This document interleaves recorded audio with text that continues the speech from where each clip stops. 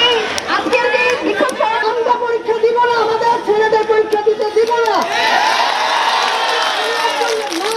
আমি ছেলেকে পড়াই এবং বুঝি ছেলের মন মানসিকতাটা এখন কি অবস্থা দাঁড়াচ্ছে। তারা বলতেছে ছাত্রদের হয়রানি করে না, তারা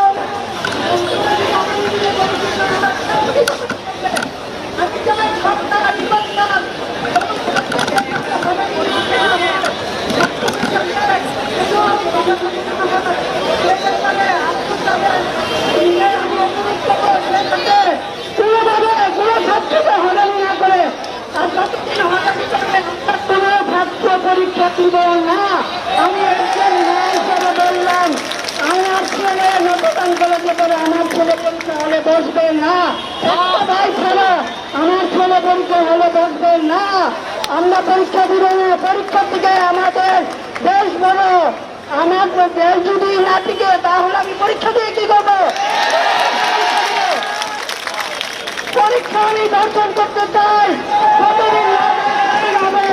আমরা পরীক্ষা হলে আমাদের সন্তানদেরকে বসাবো না।